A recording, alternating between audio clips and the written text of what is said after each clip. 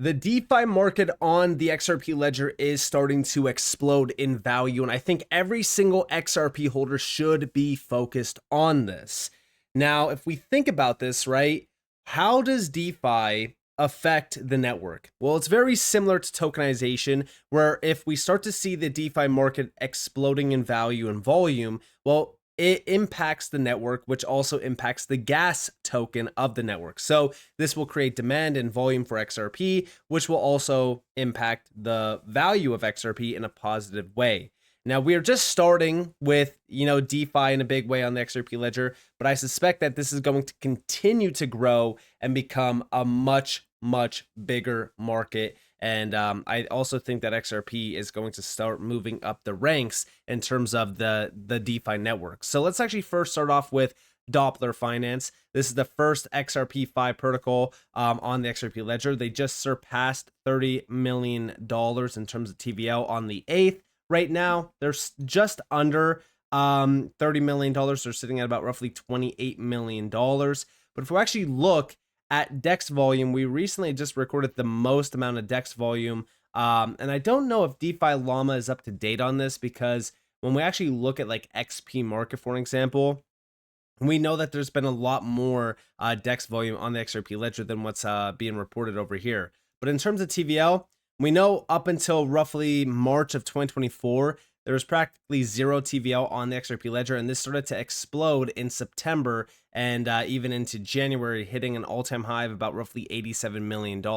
I do suspect that going forward, we're probably going to see a lot more TVL on the XRP ledger, especially with a lot of big initiatives like even the EVM sidechain, which I'm actually very excited about. But so far, DEX volume has been picking up. You can actually see that being tracked down here. Every single day, we're seeing about roughly $200,000 in DEX volume, which is great. I do want to see a lot more DEX volume in general, but I don't think that we're going to see that until the retail crowd comes back, and also until we start to see the DeFi market on the XRP ledger really picking up. But if we actually go over here to XP market, we could see the all-time stats here, right? Ever since the AMM launched on the XRP ledger, this has been growing steadily up until roughly October. And then, of course, the big boom in the market caused the overall tokens on the XRP ledger to skyrocket in market cap, hitting about almost $500 million in just market cap alone for XRP ledger tokens. Now, in terms of trading volume and DEX volume, like I was saying, right, in the month of May over here, if we look at the DEX volume, in the month of May, they said 3.92 million. If we actually look here, in the month of May, DEX volume was over 45, almost $46 million. So that's actually incredibly inaccurate for the DeFi Llama stats. Not too sure on what's going on there. But also, if we actually look at the DEX volume in the month of April, 240 million. March was almost 300 million. February was almost 350 million, then about almost 300 million in January.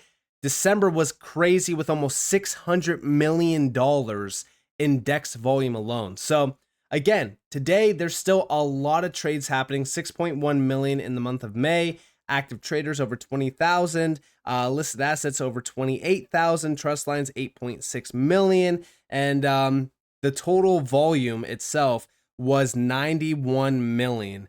This is crazy.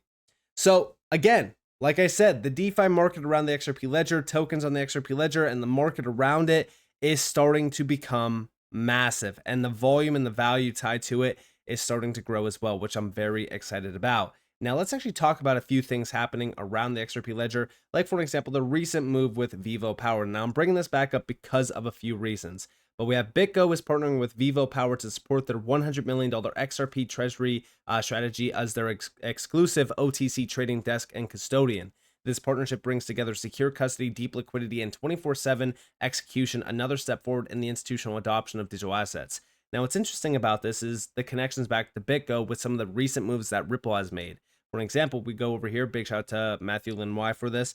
I'm going to play this video in a second from Crypto Airy, but we have BitGo leverages crossover partnerships, cross-X technology. It also integrated as the front-end system for Hidden Road. And here we actually have, back in March of this year, crossover partnerships.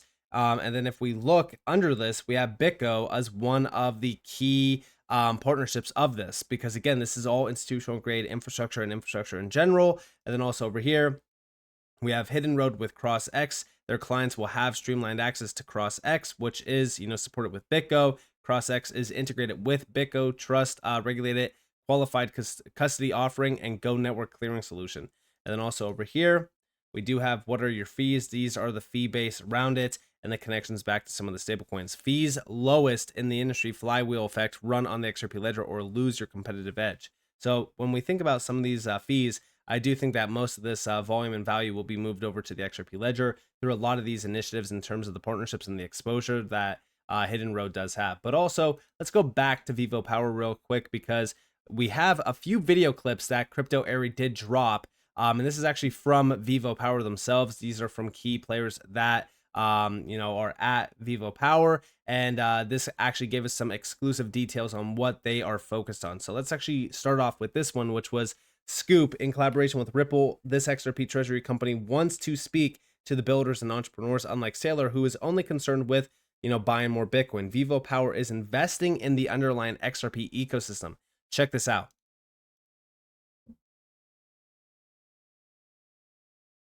Vivo Power is very pleased to be collaborating with Ripple on our new XRP treasury strategy. We feel honored and appreciate the fact that we are the only XRP treasury company that Brad Garlinghouse, the CEO of Ripple, tweeted about from his personal account. The Ripple team has been absolutely fantastic in supporting us to amplify and enhance the message that we're trying to get out, that XRP is a great asset for treasury companies, and that we believe that we can help increase the utility of the asset as well as fund companies that are working in the XRPL ecosystem. You don't see Michael Saylor talking about, here's all the practical applications of Bitcoin that we're help driving, right? He's more concerned with buying more, essentially. So we're going to do that, and then we're going to actually help the ecosystem as well. I think it's really exciting for all XRP holders that now XRP has a MicroStrategy, and that's Vivo Power. And we finally have a company to rally behind that's in the public markets. I know we're all really big XRP holders, and we focus on the token a lot, right? But there's a lot of Bitcoin maximalists out there who also buy MicroStrategy, and they do that in their maybe 401ks and retirement accounts, places that they can't just hold crypto. And finally, the XRP community has a place and has a company that they can invest in that will generate outsized returns beyond just XRP. So I'm really excited about the future, and we are very thankful for the opportunity to speak with you today. Now, on top of that, we also have over here exclusive. Vivo Power is all in on XRP, naming it the digital asset for their corporate strategy, Scoop. They're creating a fund to invest in XRP ledger ecosystem projects, sparking a halo effect to supercharge growth for everyone. Check it out. I've been a holder of XRP, not a while, since 2016-17. And it was the first crypto token that I bought. I still have it today. I heard Chris Larsen talk in 2020 to a sort of closed forum of entrepreneurs, and was really inspired and doubled down, bought some more. And then when the SEC thing hit, I thought, I've lost all my money here. So it's wonderful to see the comeback, and even more of a privilege now to be working with Adam and seeking to help build a treasury focused on XRP, as well as contributing to the ecosystem by investing in XRPL-based DeFi solutions. Well, I think what makes companies like Strategy by Michael Saylor so successful is that they are able to lever up the ROI to their shareholders beyond just the net asset value. They use a metric called MNAV to kind of show how the value of the company is higher than the value of the underlying asset. It's actually very impressive what Michael's been able to do, because Bitcoin doesn't have a DeFi and yield generation component to the blockchain, right? And XRP doesn't natively as well. But we're working closely with Ripple, who's releasing EVM compatibility on the blockchain. At some time in the not too distant future, I think we're going to have an explosion of DeFi and yield generation opportunities on XRP Ledger. And I think that in addition to just holding XRP, generating yield on XRP, which we certainly want to do for our shareholders, we, as you mentioned and as Kevin alluded to, we want to fund the ecosystem itself. When I was on the board of Ripple, we spent a lot of time working on how we could, as a company, support developers and entrepreneurs who wanted to build on top of XRP Ledger. And we're going to extend that and create a halo effect around what we're doing with VivoPower by allocating a certain amount of the funds that we're raising to earmark for those developers. And so in addition to leveraging the ecosystem for our shareholders, we're going to help build the ecosystem as well. We adopt a strategy of, instead of us wanting a bigger share of the pie, if you will, Ari, or a bigger profit, we want to grow the pie for everybody. And so that's I think, a unique aspect of Vivo's model. And then, of course, last but not least, we do get a little bit more of an insight on the company's vision beyond just holding. Obviously, the main thing here, because I don't think that we need to, really play all of these clips, but I want to play this last one because it shows us the urgency in which they have to not just support the XRP ledger, not just support XRP, but also to be involved in this ecosystem in a huge way as well. They don't want to just be Michael Saylor buying up XRP and being known about that. No, they want to buy XRP. They want to participate in the XRP Ledger ecosystem. They want to grow the ecosystem. They want to support ecosystem builders because they want to see XRP be very successful. These are individuals that were around during the hardest times. The 2020, lawsuit, for an example. You heard, that they were buying up XRP even back in 2020. And then, of course, when the SEC lawsuit hit, they were like, well, we lost all of our money. So seeing the comeback and, participating in this and realizing how big this will be, I think that's on almost everyone's agenda, right? They're focused on how big XRP is becoming. They're focused on how big Ripple is becoming. They're focused on how the market is, maturing and opening up the doors to utility in a big way. So, again, you got to really think about if these companies are looking at it this way and, they're all in on the XRP train, think about where we're actually headed. And also when it comes to DeFi, most of what's being supported here is DeFi initiatives. We've talked about the EVM sidechain. The EVM sidechain is huge, which I want to address in this video as well, which I'll talk about. But let's listen to this last clip and then we'll go over the EVM sidechain.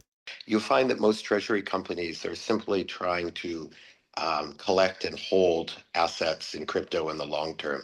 Very few, if any of them, are actually looking at the utility of the underlying asset and actually trying to facilitate utility of that asset to grow usage of that asset and to influence the supply and demand of that asset. That's what drew me to Kevin and his team. They have a vision that goes way beyond just buying and holding. When we launched the XRP Treasury strategy, we did so in tandem with our anchor lead investor, who is one of the members of the royal family of Saudi Arabia. So His Royal Highness Prince Abdulaziz, as it turns out, and this is how the sort of meeting of the minds came about, he himself has been a long-term XRP holder since 2017.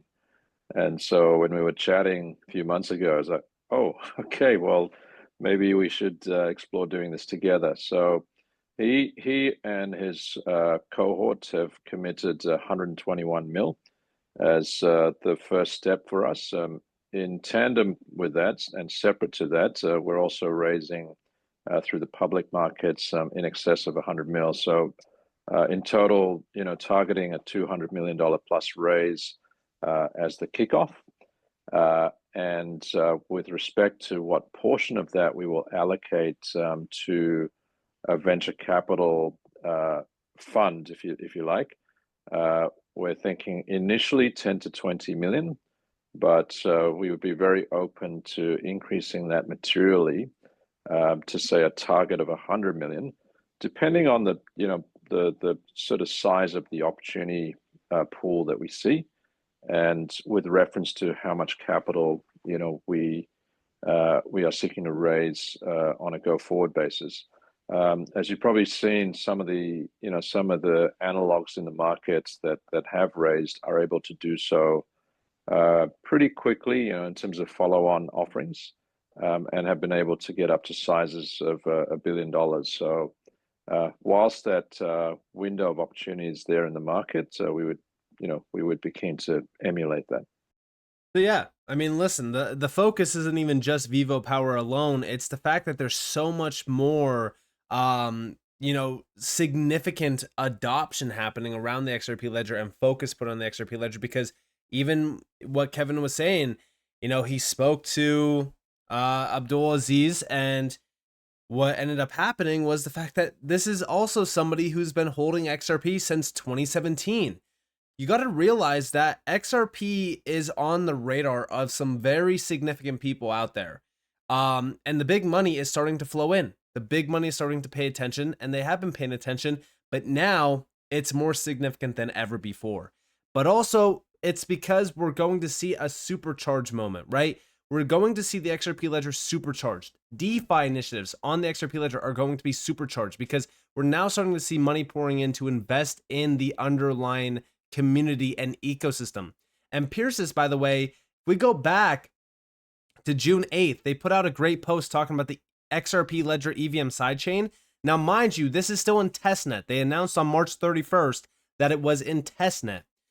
This is the EVM sidechain. 87 new entities, most with no prior XRP involvement, are now contributing to the ecosystem, infrastructure, apps, demand generation. This is very exciting to see. And if we actually look at this, right, we see major validators, providers, explorers, oracles, indexers, dapps, bridges, core auditors, and wallets. Now, the main thing that I'm looking at is those dapps over there, because I know for a fact that a lot of them are DeFi focused dapps.